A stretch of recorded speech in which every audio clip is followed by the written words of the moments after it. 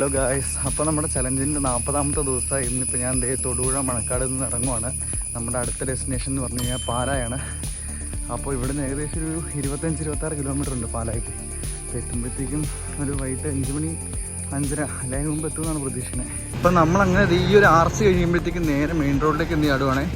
ഇവിടുന്ന് റൈറ്റ് എടുത്തിട്ട് വേണം നമുക്ക് പോകാനായിട്ട്. ഞാനപ്പോൾ ഇങ്ങനെ മെയിൻ റോഡൊക്കെ പിടിച്ച് നമ്മുടെ കോലാനി എത്തിങ്ങനെ നടന്നുകൊണ്ടിരിക്കുമ്പോഴാണ് കറക്റ്റ് ഒരുത്തരം എൻ്റെ ഫ്രണ്ടിൽ കൊണ്ട് വണ്ടി ഒട്ടം വെക്കണേ. അപ്പോൾ ഹെൽമെറ്റ് വെച്ചിരുന്നു. അപ്പോൾ ഞാൻ അയച്ചു എടാന്ന് പറഞ്ഞ് വിളിച്ചത്. അപ്പോൾ ഞാൻ ആലോചിച്ചു ഇതാരാന്ന്. ഞാൻ ഓർത്ത് വേറെ ആരെങ്കിലും മാപ്പ് കണ്ടിട്ടായിരിക്കുന്നു. പക്ഷേ ഇവൻ ആദ്യത്തിന് എൻ്റെ കൂടെ പഠിച്ചാണ് പണ്ട്. ഞങ്ങൾ ഭയങ്കര കമ്പനിയൊക്കെ ആയിരുന്നു. പിന്നെ അത് കഴിഞ്ഞിട്ട് പിന്നെ 10 കഴിഞ്ഞ് പുള്ളി വേറെ വഴിക്ക് പോയി, ഞാൻ വേറെ വഴിക്ക് പോയി. പിന്നെ കുറേ നാൾ കൂടി ഇപ്പോഴാണ് കാണുന്നത്. ഇവനെന്നെ കണ്ടുകൊണ്ട് അപ്പുറത്ത് നിന്ന് വണ്ടി തിരിച്ചോട്ട് വന്നാണേ.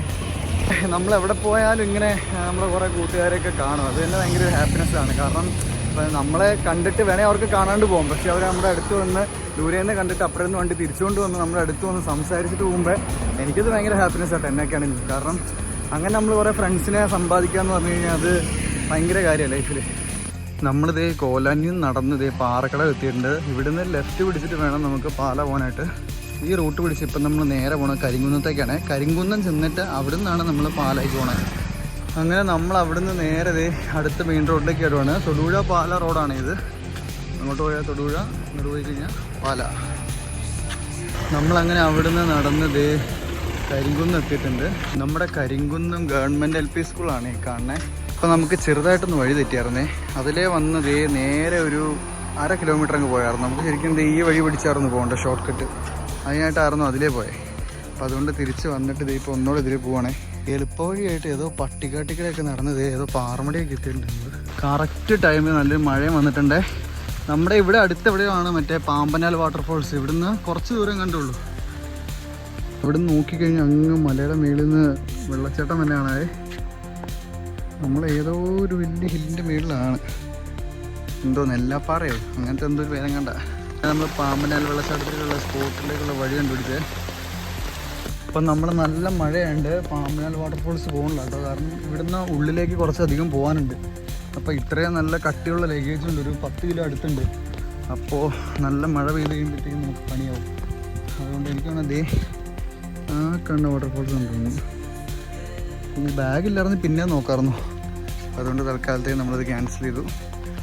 അവിടെ കളയാൻ 1.5 മണിക്കൂർ നമുക്ക് സമയമില്ലാത്തതുകൊണ്ട് നമ്മൾ പോവാണ്.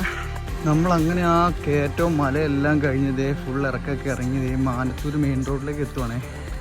അങ്ങനെ നമ്മൾ നമ്മുടെ 10ാമത്തെ ജില്ലയായ കോട്ടയത്തേക്ക് കാലെടുത്ത് വെച്ചേക്കുവാണ്. കോട്ടയം ജില്ലയിലുള്ള പിഴകെന്ന് പറഞ്ഞ സ്ഥലത്താണ് ഇപ്പോൾ ഞാൻ നിൽക്കുന്നത്. അപ്പോൾ ഇവിടുന്ന് പാലായ്ക്ക് ഇനി ഒരു 11 കിലോമീറ്റർ.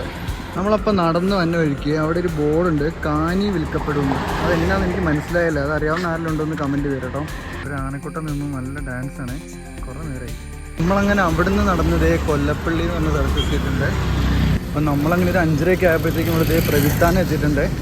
അവിടുന്ന് നമുക്ക് ലെഫ്റ്റ് പിടിച്ച് പോകണം. കാര്യം പറഞ്ഞാൽ ലെഫ്റ്റ് പിടിച്ച് പോകണമെന്ന് നമുക്ക് ഷോർട്ട് കട്ട്. പക്ഷെ നമ്മൾ പോകുന്നില്ല. മെയിൻ റോഡ് ഈ വഴി പിടിച്ച് തന്നെയാണ് പോണേ. നമ്മളങ്ങനെ നമ്മുടെ രാവിലെ തുടങ്ങിയ നടത്തം ഇപ്പോൾ ഒരു 6 മണിയൊക്കെ ആയപ്പോഴത്തേക്കും നമ്മുടെ പാലയിലേക്ക് കയറുവാണ്.